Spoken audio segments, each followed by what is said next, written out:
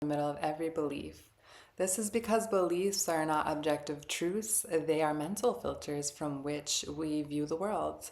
And it's very healthy to question our beliefs and to pay attention to what beliefs are really unconsciously deeply embedded within us. Many of these things are limitations, they're like outdated operating systems. Beliefs are usually inherited through conditioning, through family, through culture, etc., and not all of them are leading us towards expansion.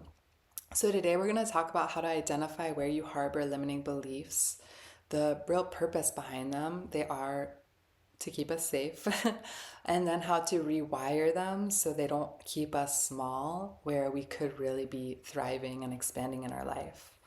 So, limiting beliefs have their root in emotionally charged events, usually in our childhood, where we crystallized a belief around a negative emotion. And so, to give an example, imagine you expressed yourself as a child and your peers laughed at you. So, you then crystallize a limiting belief that when you express yourself, you're rejected. When in reality, you just haven't taken the time to really challenge and update that belief. My friend is a therapist and he says it takes a thief to catch a thief. And I think in this area, it can be exactly like that. We're detective sleuthing. And that's why it can be so helpful to have trusted friends, guides, mentors, therapists, etc., who challenge and point out where we hold limiting programming. And again, because we might not even be aware that we are living from one of these identities or belief systems, we don't know how to change it because we're not even aware we have it. So, one example could be I was at a friend's house and they had this beautiful resin lamp that they crafted. And it was a gorgeous piece of art. And I asked them if I could buy one from them. And they said, no, all the ones I made I gave away. And I said, why? You could sell these and I would buy one if you make more. And they said, no, I just do it, for me to feel good. It's not to make money. And I thought to myself, well, why wouldn't you want to earn something from something you love to do and make? And the truth is that the root of their comment was this limiting belief around doing something you love isn't something you should be paid for. In fact, work is usually something that you don't like. That's why they're paying you to do it. And if you were to take the thing you love and earn from it, that would make it stop being something you would love. So then there's this core belief that work is something that you don't enjoy. And it's really an insidious one that I come across, that what we earn from has to be something we don't actually enjoy doing. Again, it's super prevalent. So, my tips for identifying where you have limiting beliefs, because again, they can be so deeply hidden and embedded within our consciousness. The first tip is to notice where you have triggers or get jealous. Usually, where we feel triggered or envious or jealous of others is where our belief is being chafed up against a reality that challenges it. So if you do think you have to do work you don't love, and then you come across someone that does something they love, you might notice judgments, criticisms come up around that person, when really it's just because some core operating system you've been functioning off of is being challenged. And instead of getting triggered, we could use that as information to see where we might want to grow and evolve. The other way I can really tell where I have limiting beliefs is when I'm learning something new and the voice comes online that has a lot of negative self-talk, that usually indicates where I'm holding a limiting belief. If I'm trying a new physical activity, I might hear myself say, you're too old to learn that, or you're not very good with dexterity or whatever.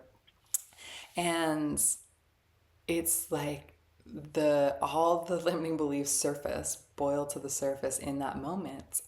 And one way you can really know you've worked on that is when you are learning new things and expanding your horizons and you're not good at it right away, that the voice in your head becomes more like a gentle teacher or parent that has patience and is more encouraging than criticizing. The next way I can tell where limiting beliefs might live in my life is where I feel blocked chronically. If there's a certain area of your life, like your health, your love life, your career, where you chronically feel stuck, it's a big hint that you're harboring some limiting beliefs in that area, and it might be time to examine what those are. So once you've examined the limiting beliefs, one of the first things I'd recommend doing is writing it and then flipping it on its head. So if your limiting belief is when I speak up, I'm rejected, you can write that, and then next to it, write if the opposite were true. So when I speak up, people appreciate my authenticity, and start testing that new belief. The next tip is when we are living out these new programs, these new beliefs, to really deepen them or crystallize them in a state of heightened awareness. If they were born in states of high emotions and they were negative emotions, try to solidify the new ones in heightened emotional states, but make them positive. So I might like to go for a run, dance, listen to music that really uplifts my spirits, and affirm to myself those new beliefs, especially if I just experienced an instance where that new belief got anchored in. So to give an example, I've been selling my art lately, and for a while I just never really tried to do that. It wasn't something that was even in my periphery of possibility. So when you anchor in the new belief, say I make a sale, an art sale, now I celebrate that. I might call a friend and really celebrate with them. I might listen to music and jump up and down and affirm to myself that when I create art, people buy it, people love it. And so you can do this with any area of life, with any belief, create a new script, and then anchor it in with a very high emotional state, high emotional charge. Now, I think this is why psychedelic therapeutics are so popular right now, because they are essentially generating novel emotional states, and then that's where the neuroplasticity is more fluid for new beliefs to get anchored in. But without psychedelics, you can simply practice getting yourself in a high emotional state. And usually, too, trying something novel can be really helpful for anchoring in new beliefs. Because again, when you're in the novel experience, you're going to get that immediate reflection of where you're at with your ideas about what's possible. And if you start to flip the voice to be more encouraging and you actually can start to master a new skill, you're going to create new pathways and new material to anchor in this newfound belief about yourself. So I hope you found this helpful. If you have ideas, I'd love to hear, comment below.